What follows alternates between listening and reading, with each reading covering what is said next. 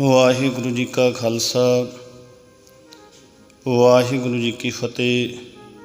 ਪਰਮ ਸਤਿਕਾਰ ਗੁਰੂ ਰੂਪ ਗੁਰੂ ਪਿਆਰੀ ਸਾਧ ਸੰਗਤ ਜੀ, ਆਓ ਲੜੀਵਾਰ ਸ਼ਬਦ ਵਿਚਾਰ ਦੇ ਨਾਲ ਜੁੜਨਾ ਕਰੀਏ।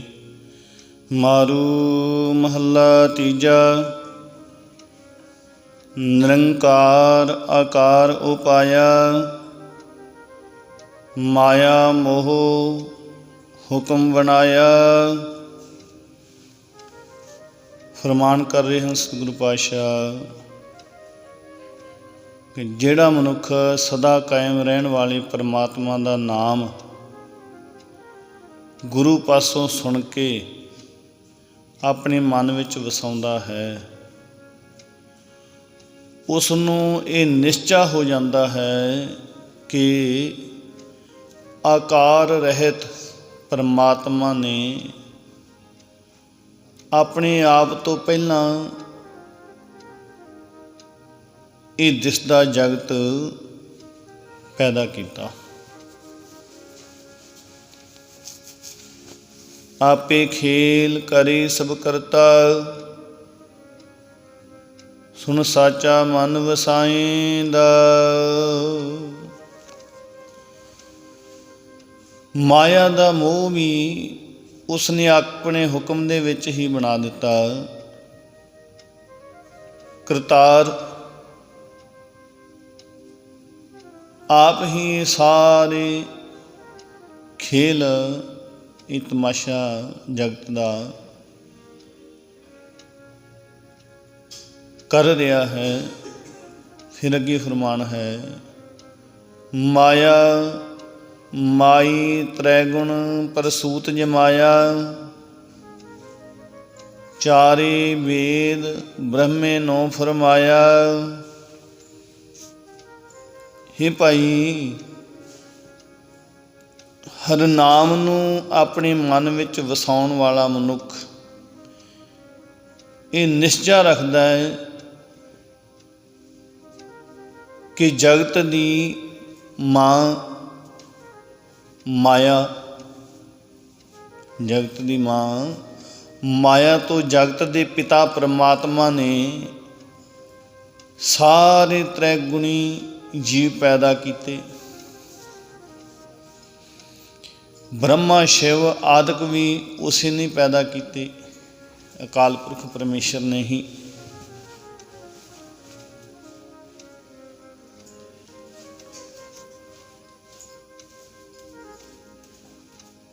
ਬ੍ਰਹਮਾ ਨੂੰ ਉਸਨੇ ਚਾਰੇ ਵੇਦ ਰਚਣ ਲਈ ਹੁਕਮ ਕੀਤਾ।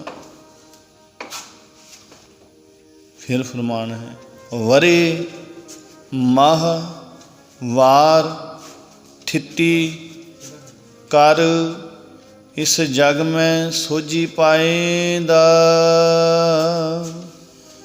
ਵਰੇ ਮਤਲਬ ਸਾਲ, ਮਹੀਨੇ, ਵਾਰ, ਥਿੱਤਾਂ ਆਦਿਕ ਬਣਾ ਕੇ ਇਸ ਜਗਤ ਵਿੱਚ ਸਮੇਂ ਆਦਿਕ ਦੀ ਸੂਝ ਵੀ ਉਹ ਪਰਮਾਤਮਾ ਹੀ ਪੈਦਾ ਕਰਨ ਵਾਲਾ ਹੈ। ਹੁਣ ਇੱਥੋਂ ਇੱਕ ਹੋਰ ਸਿੱਧ ਮਿਲਦੀ ਹੈ ਕਿ ਕਈ ਵਾਰੀ ਅਸੀਂ ਕਹਿੰਦੇ ਹਾਂ ਫਲਾਨਾ ਦਿਨ ਮਾੜਾ ਹੈ,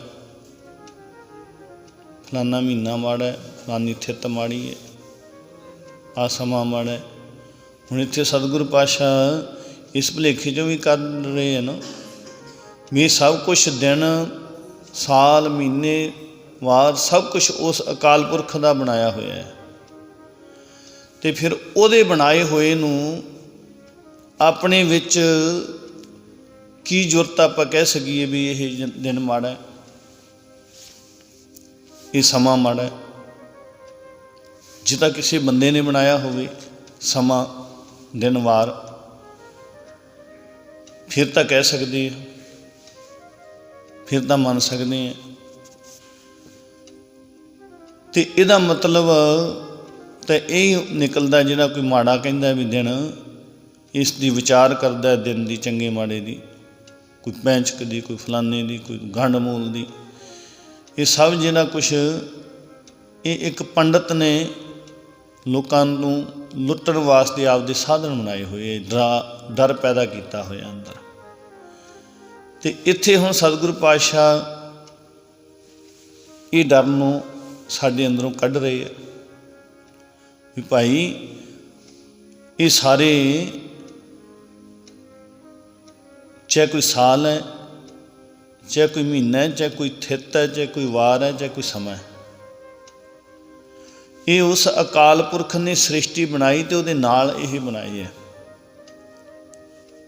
ਹੁਣ ਤਾਂ ਮੰਨ ਲਓ ਜਦੋਂ ਕਾਗਜ਼ੀ ਹੈ ਨਹੀਂ ਸੀ, ਉਦੋਂ ਕੀ ਪਤਾ ਲੱਗਦਾ ਸੀਗਾ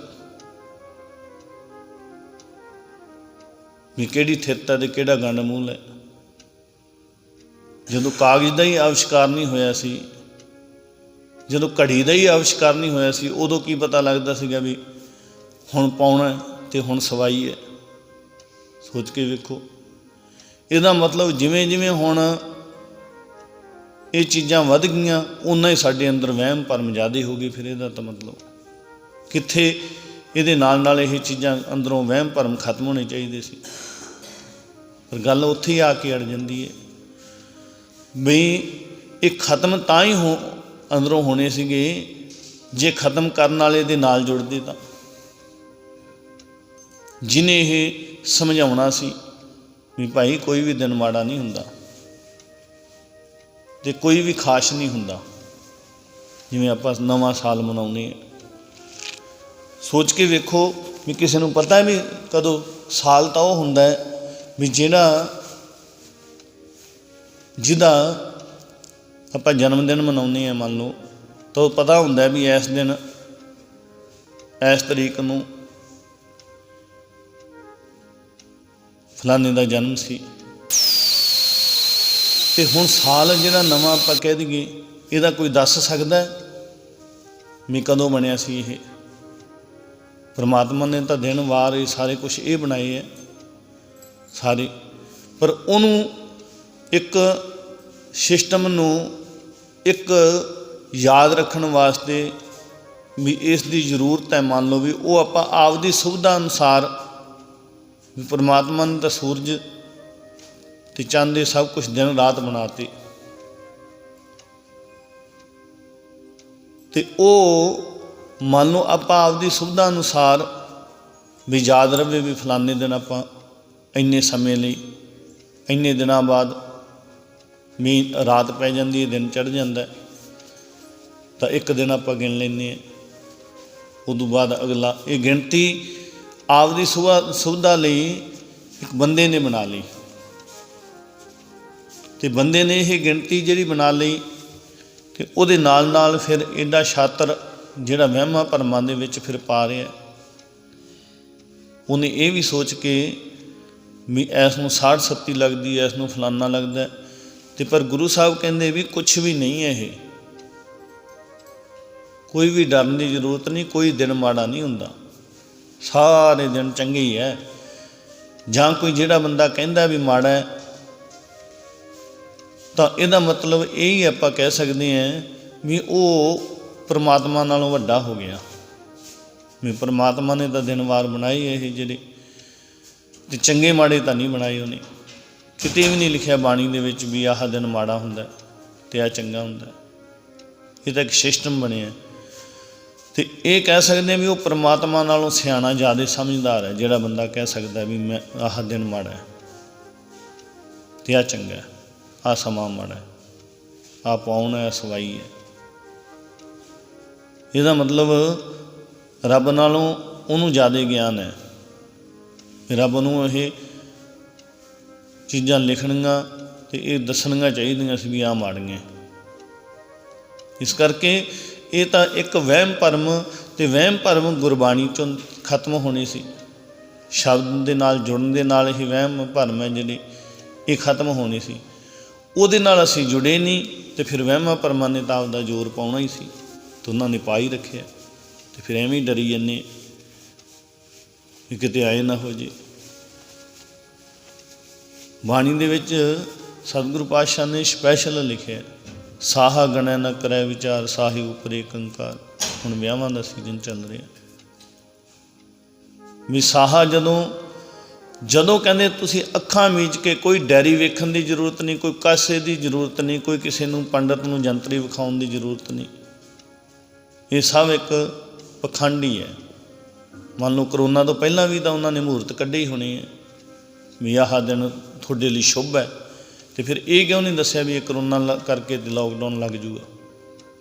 ਅਤੇ ਫਿਰ ਉਹ ਦੱਸ ਸਕਦੇ ਸੀ ਵੀ ਭਾਈ ਤੁਹਾਨੂੰ 3 ਸਾਲ ਰੁਕਣਾ ਪਊਗਾ, 2 ਸਾਲ ਰੁਕਣਾ ਪਊਗਾ, ਜਾਂ ਤਾਂ ਇਹ ਵੀ ਦੱਸਦੇ, ਫਿਰ ਤਾਂ ਮੰਨਦੇ ਵੀ ਹਾਂ ਚੰਗੇ ਮਾੜੇ ਦਿਨ ਦੀ ਵਿਚਾਰ ਕਰਕੇ ਦੱਸਣ ਵਾਲਾ ਵਿਦਵਾਨ ਵੀ ਹੈ, ਵਾਕਿਆ ਉਹਨੂੰ ਸਮਝ ਹੈ।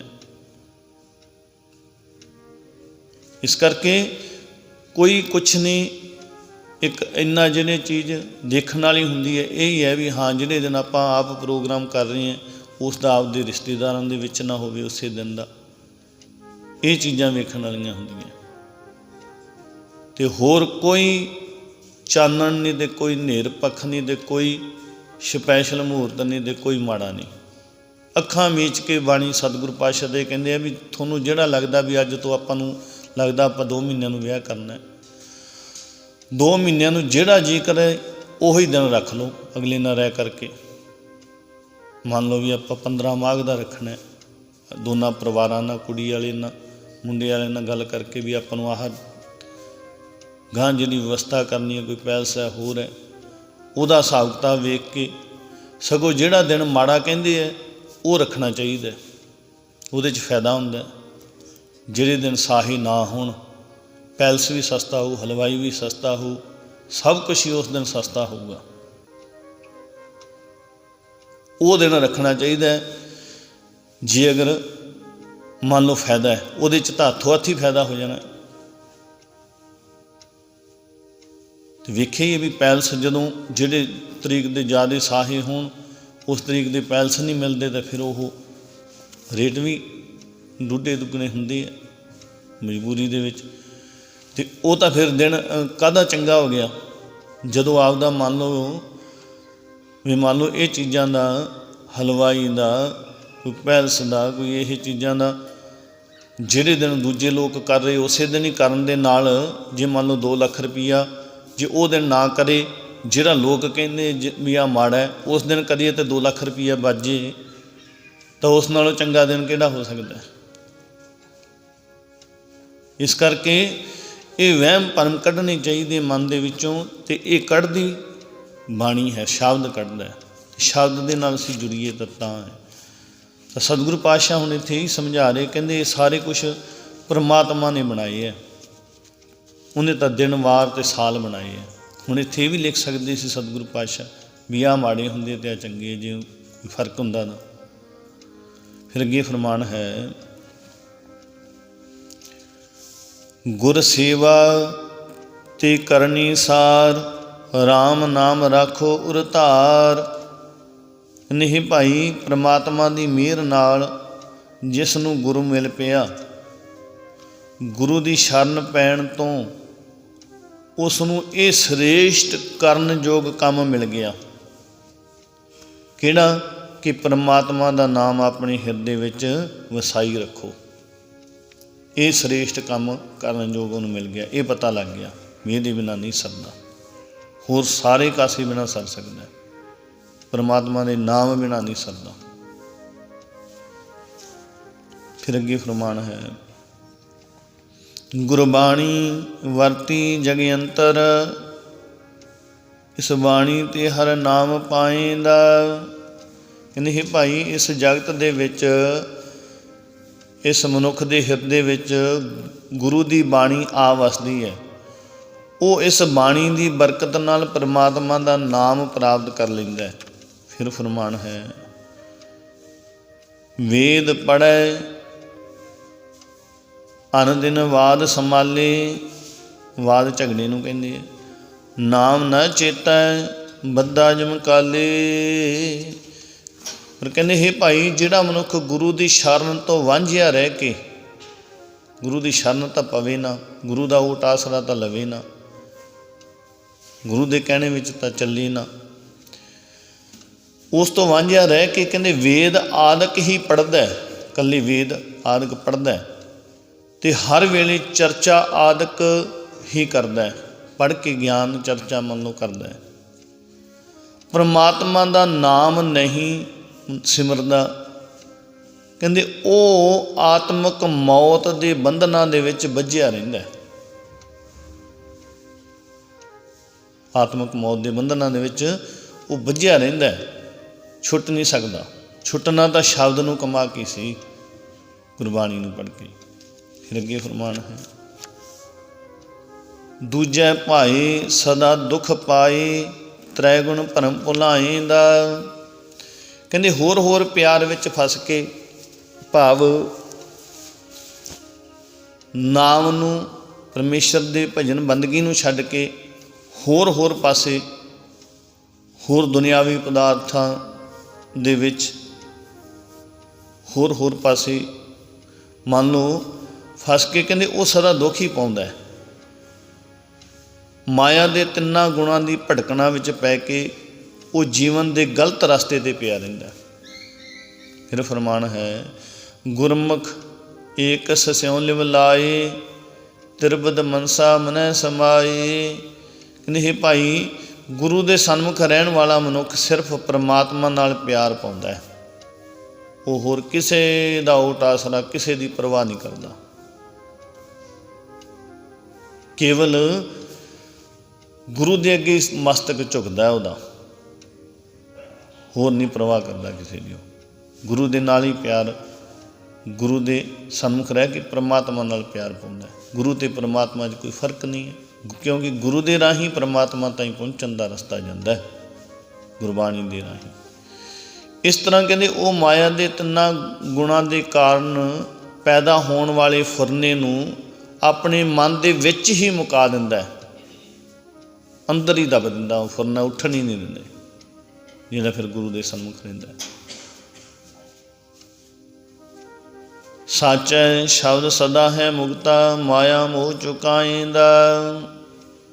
सदा थिर प्रभु की सिफत सलाह दे शब्द की बरकत नाल वो मनुख विकारां तो सदा बचिया रहिंदा है। वो अपने अंदरों माया का मोह दूर कर लैंदा है। फिर फरमान है, जो तुर राते सो हुण राते, गुर प्रसादी सहजे माते। पर कहते हे भाई, इस मनुखा जन्म विच वो मनुख ही नाम रंग विच रंगे रहिंदे हन, जिहड़े पहली कीती कमाई अनुसार धुर दरगाह तो रंगे हुए हुंदे हन। वो कहंदे वो गुरु की कृपा नाल आत्मक अडोलता विच मस्त रहिंदे हन। सतगुर सेव सदा प्रभ पाया, आपे आप मिलाएंदा। कहते हे भाई, गुरु की शरण पै के मनुख सदा प्रभु का मिलाप प्राप्त करी रखता है। वो अपने आप नूं प्रभु दे आपे दे विच मिला लैंदा है, परमात्मा नाल एक मिक हो जाता है, कहने का भाव। फिर फरमान है, माया मोहे भरम न पाए, दूजै भाई लगा दुख पाए। कहते हे भाई, माया दे मोह दे विच भड़कना विच पै के फसिया होया मनुख परमात्मा नूं नहीं मिल सकता। होर होर प्यार विच लगा होया मनुख दुख ही सहारदा है। सूहा रंग दिन थोड़ा होवै, इस जांदे बिलम न लाएंदा। बिलम का मतलब देर, जांदे देर नहीं लगती, ढिल नहीं लगती। कहंदे कसुंबे दे रंग वांग माया का शौक रंग, माया का जिहड़ा रंग है वो थोड़े दिन ही रहिंदा है। कसुंबा रंग जिहड़ा हुंदा कच्चा रंग हुंदा है, वेखण नूं बड़ा चोह चोह करदा है, पर वो थोड़े जे दिनां च कच्चा रंग हुंदा है। पता ही है, धोते तो होर ही ना तो लाल कोई पक्का रहिंदा, ना वो कच्चा किस्म होर ही हो जाता है। इस करके ਕਿਸੇ ਪਾਸੇ ਜੋਗਾ ਨਹੀਂ ਰਹਿੰਦਾ। ਉਹ ਨਾ ਤੂੰ ਆਪਦੇ ਰੰਗ 'ਚ ਰਹਿੰਦਾ ਤੇ ਨਾ ਜਮਾਂ ਹੀ ਲੈਂਦਾ। ਇਸ ਕਰਕੇ ਸਤਿਗੁਰੂ ਪਾਤਸ਼ਾਹ ਕਹਿੰਦੇ ਜਿਹੜਾ ਮਾਇਆ ਦਾ ਰੰਗ ਹੈ ਨਾ, ਇੱਕ ਸੁੰਭੇ ਰੰਗ ਵਰਗਾ ਹੈ। ਇਹ ਕਿਹੜਾ ਹੀ ਲੱਗਦਾ ਵੀ ਹਾਂ ਬਹੁਤ ਵਧੀਆ, ਬਹੁਤ ਵਧੀਆ, ਪਰ ਕਹਿੰਦੇ ਇਹਨੂੰ ਲੈਂਦੇ ਹੋਏ ਦੇਰ ਨਹੀਂ ਲੱਗਦੀ, ਥੋੜ੍ਹੇ ਦਿਨ ਹੀ ਰਹਿੰਦਾ। ਇਸ ਦੇ ਨਾਸ ਹੁੰਦਿਆਂ ਚਿਰ ਲੱਗਦਾ ਹੀ ਨਹੀਂ ਬਿਲਕੁਲ ਹੀ। ਫਿਰ ਅੱਗੇ ਫਰਮਾਨ ਹੈ, ਇਹੋ ਮਨ ਭੈ ਭਾਏ ਰੰਗਾਏ, ਇਤ ਰੰਗ ਸਾਚੇ ਮਾਏ ਸਮਾਏ। ਨਹੀਂ ਭਾਈ, ਜਿਹੜਾ ਮਨੁੱਖ ਆਪਣੇ ਇਸ ਮਨ ਨੂੰ ਪ੍ਰਮਾਤਮਾ ਦੇ ਡਰ ਅਦਬ ਵਿੱਚ, ਪਿਆਰ ਵਿੱਚ ਰੰਗਦਾ ਹੈ, ਉਹ ਇਸ ਰੰਗ ਵਿੱਚ ਰੰਗੀਜ ਕੇ, ਪ੍ਰਮਾਤਮਾ ਦੇ ਨਾਮ ਰੰਗ ਵਿੱਚ ਰੰਗੀਜ ਕੇ ਸਦਾ ਥਿਰ ਪ੍ਰਮਾਤਮਾ ਦੇ ਵਿੱਚ ਲੀਨ ਰਹਿੰਦਾ ਹੈ। ਪੂਰੇ ਭਾਗ ਕੋ ਇਹੋ ਰੰਗ ਪਾਏ, ਗੁਰਮਤੀ ਰੰਗ ਚੜ੍ਹਾਏ ਦਾ। ਪਰ ਕਹਿੰਦੇ ਕੋਈ ਵਿਰਲਾ ਮਨੁੱਖ ਵੱਡੀ ਕਿਸਮਤ ਨਾਲ ਇਹ ਪ੍ਰੇਮ ਰੰਗ ਹਾਸਲ ਕਰਦਾ ਹੈ। ਉਹ ਗੁਰੂ ਦੀ ਮੱਤ ਉੱਤੇ ਤੁਰ ਕੇ ਇਹ ਰੰਗ ਆਪਣੇ ਮਨ ਨੂੰ ਫਿਰ ਚਾੜ੍ਹਦਾ ਹੈ। ਕਿਹੜਾ? ਪਰਮਾਤਮਾ ਦੇ ਨਾਮ ਦਾ ਰੰਗ। ਤੇ ਇਹ ਫਿਰ ਜੇ ਚੜ੍ਹ ਗਿਆ, ਇਹ ਫਿਰ ਕਦੇ ਉਤਰਦਾ ਨਹੀਂ। ਫਿਰ ਅੱਗੇ ਫਰਮਾਨ ਹੈ, ਮਨਮੁਖ ਬਹੁਤ ਕਰੇ ਅਭਿਮਾਨ, ਦਰਗਹ ਕਬਹੀ ਨਾ ਪਾਵੈ ਮਾਨ। ਕਹਿੰਦੇ ਆਪਣੇ ਮਨ ਦੇ ਪਿੱਛੇ ਤੁਰਨ ਵਾਲਾ ਮਨੁੱਖ ਬੜਾ ਹੰਕਾਰ ਕਰਦਾ, ਪਰ ਉਹ ਪਰਮਾਤਮਾ ਦੀ ਹਜ਼ੂਰੀ ਵਿੱਚ ਕਦੇ ਵੀ ਆਦਰ ਨਹੀਂ ਪਾਉਂਦਾ। ਜਿਹੜਾ ਹੰਕਾਰ ਕਰਦਾ ਨਾ, ਉਹ ਪਰਮਾਤਮਾ ਦੀ ਹਜ਼ੂਰੀ ਦੇ ਵਿੱਚ ਕਦੇ ਵੀ ਆਦਰ ਸਤਿਕਾਰ ਨਹੀਂ ਪਾਉਂਦਾ। ਜਿਹੜਾ ਆਪਦੇ ਮਨ ਦੇ ਪਿੱਛੇ ਤੁਰਦਾ, ਉਹ ਬਹੁਤ ਹੰਕਾਰ ਕਰਦਾ ਹੈ। ਫਿਰ ਫਰਮਾਨ ਹੈ, ਦੂਜਾ ਲਾਗੇ ਜਨਮ ਗਵਾਇਆ, ਬਿਨ ਬੂਝੇ ਦੁੱਖ ਪਾਏਂਦਾ। ਕਹਿੰਦੇ ਹੋਰ ਹੋਰ ਮੋਹ ਵਿੱਚ ਲੱਗ ਕੇ ਉਹ ਆਪਣਾ ਮਨੁੱਖਾ ਜਨਮ ਗਵਾ ਲੈਂਦਾ ਹੈ। ਸਹੀ ਜੀਵਨ ਦੀ ਸੂਝ ਤੋਂ ਬਿਨਾਂ ਉਹ ਸਦਾ ਦੁੱਖ ਹੀ ਸਹਾਰਦਾ, ਦੁੱਖ ਹੀ ਪਾਉਂਦਾ ਹੈ। ਮੇਰਾ ਪ੍ਰਭ ਅੰਦਰ ਆਪ ਲੁਕਾਇਆ, ਗੁਰ ਪ੍ਰਸਾਦੀ ਹਰ ਮਿਲੈ ਮਿਲਾਇਆ। ਨਹੀਂ ਭਾਈ, ਮੇਰੇ ਪ੍ਰਭੂ ਨੇ ਆਪਣੇ ਆਪ ਨੂੰ ਹਰੇਕ ਜੀਵ ਦੇ ਅੰਦਰ, ਹਰੇਕ ਦੇ ਹਿਰਦੇ ਦੇ ਵਿੱਚ ਗੁਪਤ ਰੱਖਿਆ ਹੋਇਆ ਹੈ। ਫਿਰ ਵੀ ਕਹਿੰਦੇ ਗੁਰੂ ਦੀ ਕਿਰਪਾ ਨਾਲ ਹੀ ਮਿਲਾਇਆ ਮਿਲਦਾ ਹੈ। ਸਾਡੇ ਅੰਦਰ ਹੀ ਉਹ ਅਕਾਲ ਪੁਰਖ ਪਰਮੇਸ਼ਰ, ਪਰ ਅੰਦਰੋਂ ਪ੍ਰਗਟ ਸ਼ਬਦ ਦੇ ਰਾਹੀਂ ਹੀ ਹੋਣਾ ਹੈ। ਜਿੱਦਾਂ ਜਿਵੇਂ ਆਪਾਂ ਕਹਿ ਦਿੰਦੇ ਕਈ ਵਾਰੀ ਕਿ ਰੱਬ ਤਾਂ ਅੰਦਰ ਹੀ ਹੈ, ਅੰਦਰ ਹੈ ਤਾਂ ਸਹੀ, ਪਰ ਉਹਨੂੰ ਪ੍ਰਗਟ ਵੀ ਕਰਨਾ ਹੈ। ਅੰਦਰੋਂ ਪ੍ਰਗਟ ਕਰਨਾ। ਜਿਹੜੇ ਕਵਾੜ ਵੱਜੇ ਹੋਏ ਹੈ, ਜੰਗਾਲੇ ਪਏ ਹੈ, ਕਦੇ ਖੁੱਲ੍ਹੇ ਹੀ ਨਹੀਂ, 10ਵਾਂ ਦਰਵਾਜ਼ਾ, ਉਹ ਤਾਂ ਗੁਰਬਾਣੀ ਦੇ ਸ਼ਬਦ ਦੇ ਰਾਹੀਂ ਖੁੱਲ੍ਹਣਾ। ਉਹ ਕਵਾੜਾਂ ਦੀ ਕੁੰਜੀ ਸਤਿਗੁਰ ਦੇ ਪਾਸ ਹੈ, ਉਸ ਕੁੰਜੀ ਨਾਲ ਹੀ ਖੁੱਲ੍ਹਣੇ ਉਹ ਦਰਵਾਜ਼ੇ। ਉਹ ਖੁੱਲ੍ਹ ਕੇ ਫਿਰ ਉਹ ਪਰਮਾਤਮਾ ਦਾ ਦਰਸ਼ਨ ਅੰਦਰ ਹੋਣਾ ਹੈ, ਆਪਦੇ ਆਪ ਦੇ ਅੰਦਰ। ਜਦੋਂ ਹੋ ਗਿਆ ਫਿਰ ਤਾਂ ਮੰਨ ਲਓ ਉਹਦਾ ਆਨੰਦ ਹੀ ਵੱਖਰਾ ਹੈ। ਫਿਰ ਉਹ ਬਿਆਨ ਹੀ ਨਹੀਂ ਕੀਤਾ ਜਾ ਸਕਦਾ ਜਿਹੜਾ ਉਹ ਆਨੰਦ ਬਣੂਗਾ। ਤਾਂ ਸਤਿਗੁਰੂ ਪਾਤਸ਼ਾਹ ਸਮਝਾ ਰਹੇ, ਕਹਿੰਦੇ ਜਿਹੜਾ ਮਨੁੱਖ ਗੁਰੂ ਦੀ ਸ਼ਰਨ ਪੈਂਦਾ ਹੈ, ਉਹ ਇਹ ਸਮਝ ਲੈਂਦਾ ਹੈ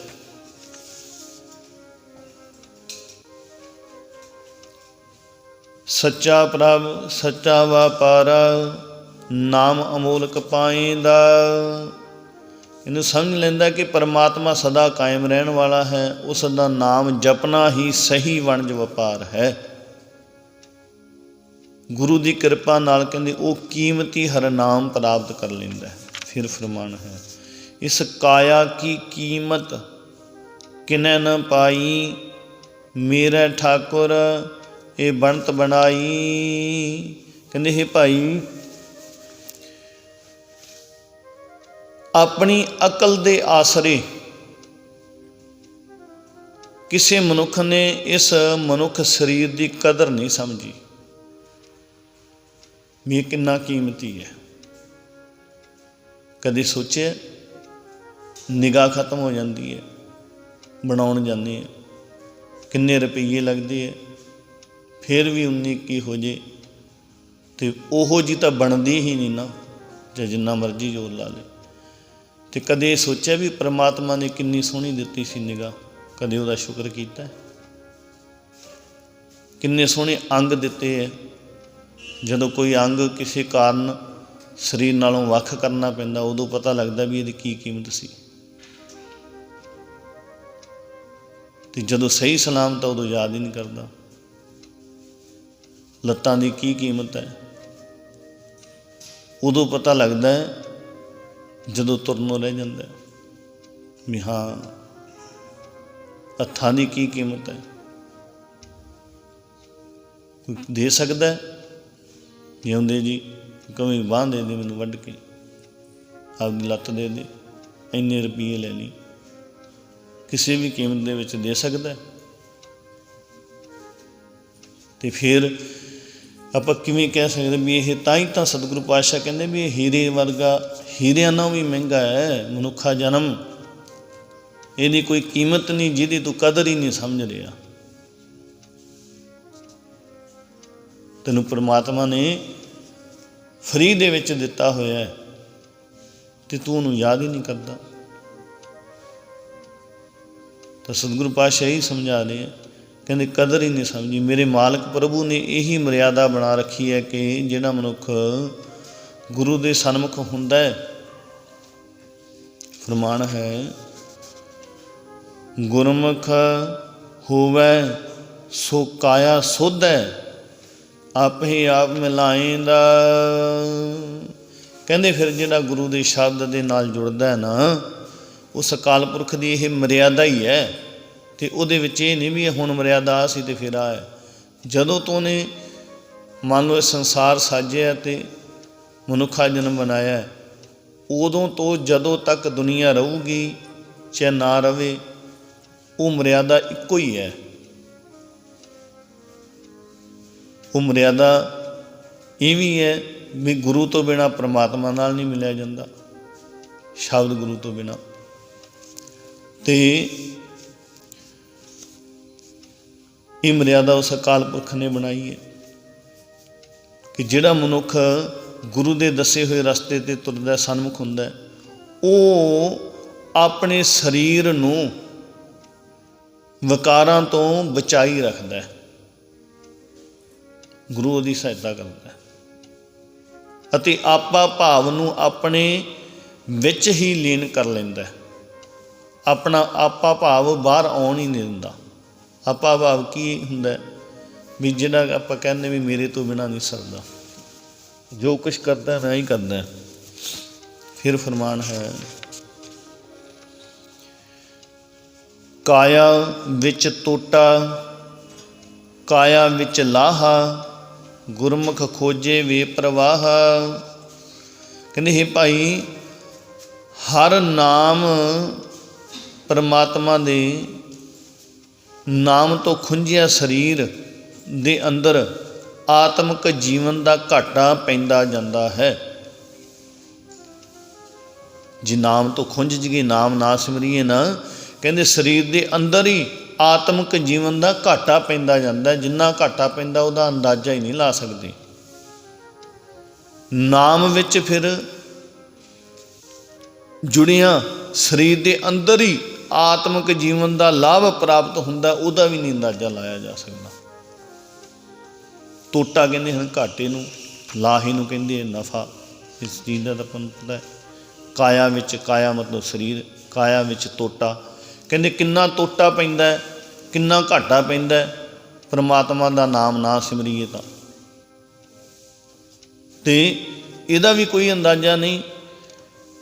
ते काया विच लाहा, ਕਹਿੰਦੇ ਜੇ ਪਰਮਾਤਮਾ ਦੇ ਨਾਮ ਦੇ ਨਾਲ ਜੁੜੀਏ ਉਹਦਾ ਕਿੰਨਾ ਲਾਭ ਹੈ ਉਹ ਵੀ ਨਹੀਂ ਦੱਸਿਆ ਸਕਦਾ, ਉਹ ਵੀ ਬੇਅੰਤ ਲਾਭ ਹੈ। ਕਹਿਣ ਦਾ ਭਾਵ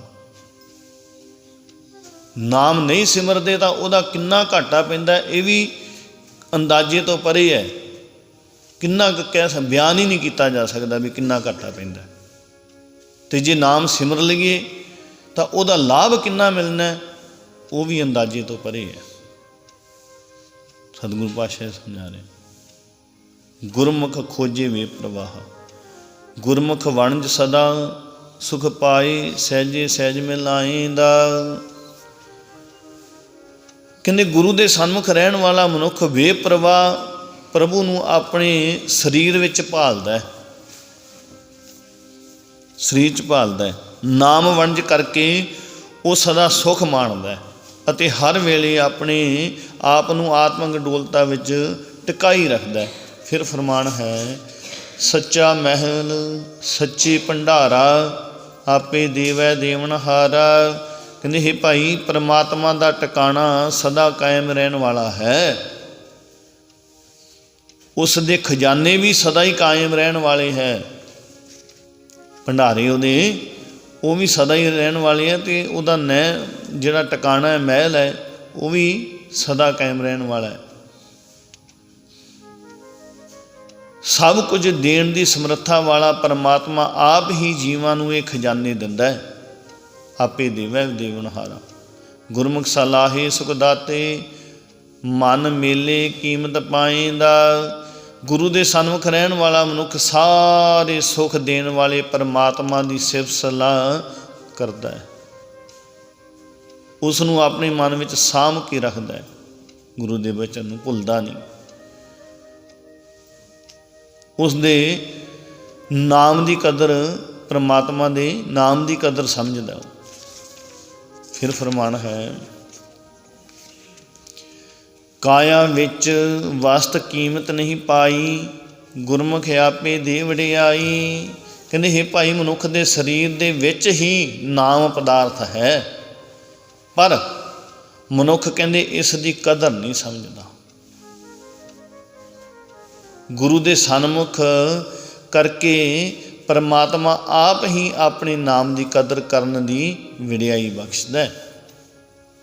ਫਿਰ ਫਰਮਾਨ ਹੈ, ਜਿਸ ਦਾ ਹੱਟ ਸੋਈ ਵਥ ਜਾਣੈ, ਗੁਰਮੁਖ ਦੇ ਨਾ ਪਛੋਤਾਏ ਦਾ।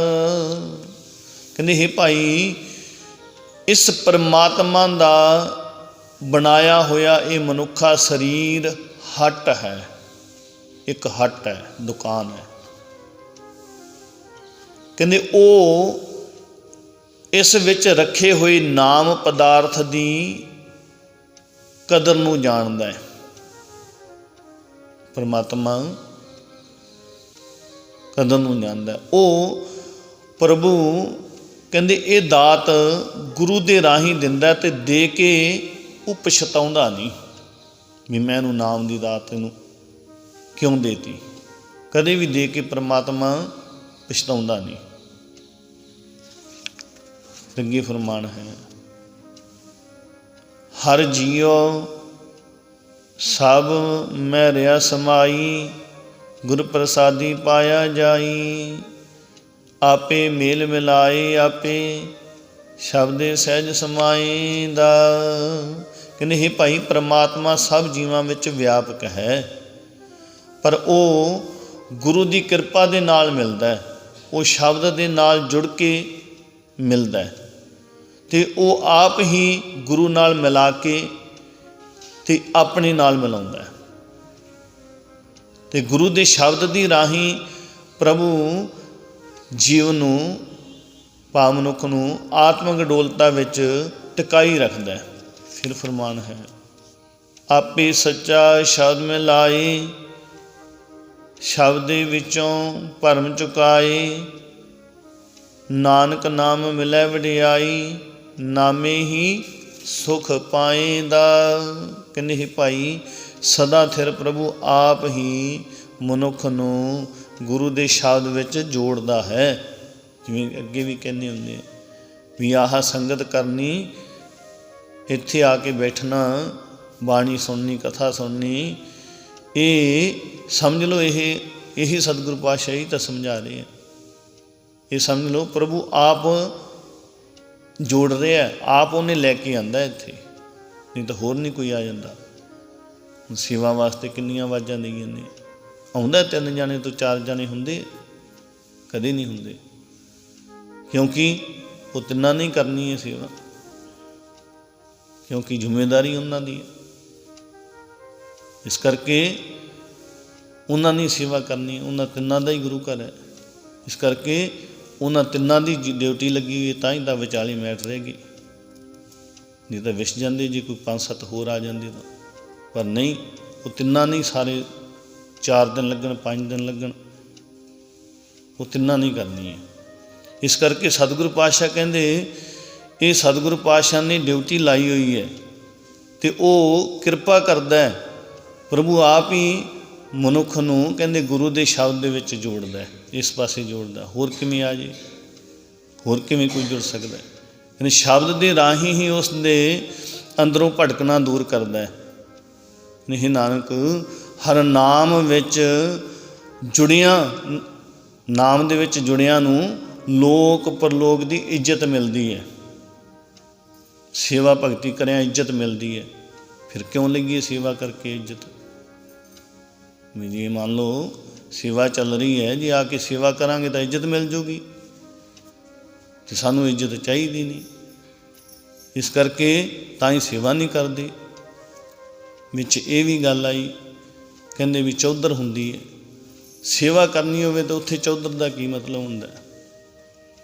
ਜਿਹਨੇ ਸੇਵਾ ਕਰਨੀ ਹੈ ਤਾਂ ਉਹਨੂੰ ਕੋਈ ਮਤਲਬ ਨਹੀਂ ਹੁੰਦਾ। ਹੁਣ ਤਾਂ ਜੇ ਕਹਤਾ ਆਹ ਕਰ ਲਾ, ਉਹਨੇ ਉਹ ਛੱਡ ਕੇ ਤੇ ਦੂਜੀ ਸੇਵਾ ਕਰਨ ਲਿਆ, ਵੀ ਆਹ ਦਰੀ ਝਾੜਨੀ, ਜੇ ਉਹਨੂੰ ਕਹਤਾ ਝਾੜੂ ਕੱਢ ਲਿਆ, ਉਹਨੂੰ ਉੱਥੇ ਛੱਡ ਦੇ, ਝਾੜੂ ਫੜ ਲਾ।